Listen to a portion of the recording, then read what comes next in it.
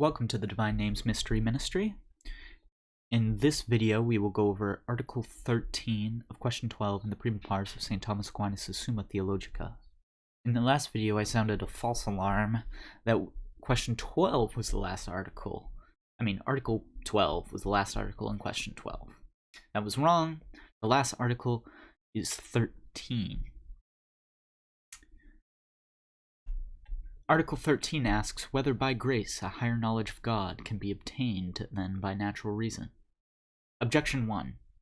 It seems that by grace a higher knowledge of God is not obtained than by natural reason. For Dionysius says in his mystical theology that whoever is the more united to God in this life is united to him as to one entirely unknown.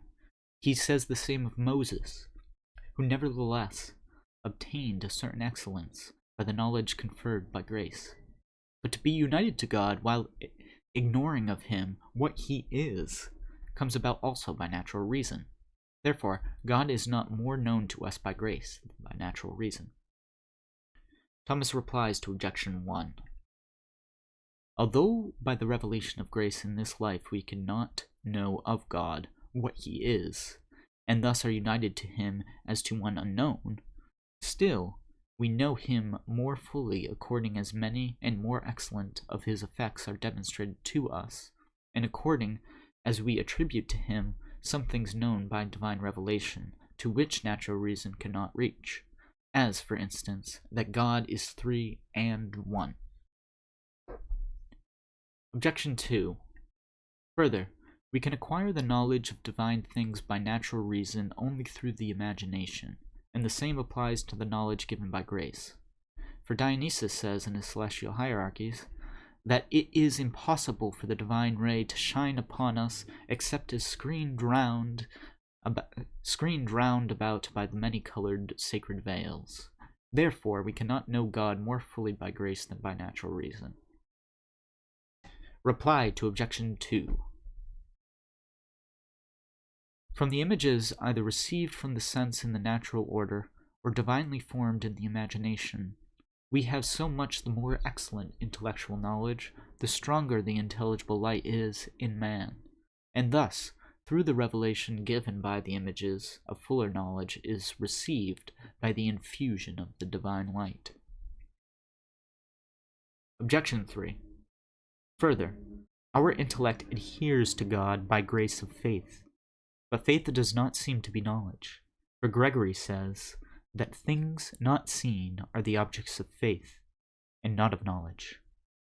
Therefore, there is not given to us a more excellent knowledge of God by grace.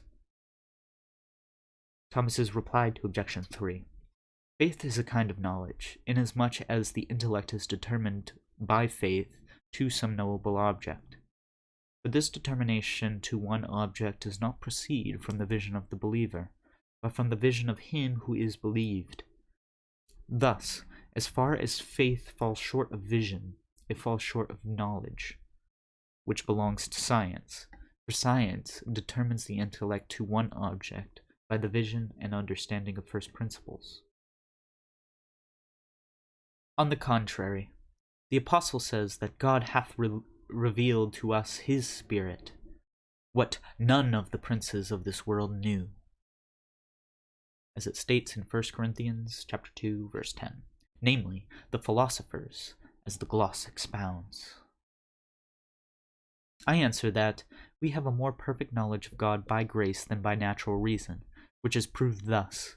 The knowledge which we have by natural reason contains two things: images derived from the sensible objects, and the natural intelligible light, enabling us to abstract from them intelligible conceptions. Now, in both of these, human knowledge is assisted by the revelation of grace. The intellect's natural light is strengthened by the infusion of gratuitous light. And sometimes also the images in the human imagination are divinely formed, so as to express divine things better than those do which we receive from sensible objects, as appears in prophetic visions, while sometimes sensible things, or even voices, are divinely formed to express some divine meaning, As in the baptism, the Holy Ghost was seen in the shape of a dove, and the voice of the Father was heard, "This is my beloved Son," as it says in Matthew chapter 3, verse 17. So, Thomas affirms that we do have a more perfect knowledge of God by grace than by natural reason, therefore differing with the objections.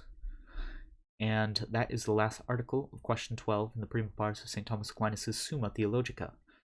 Question 12 has to do with knowledge about God, and in the next set of videos, we will be going over question 13. See you there.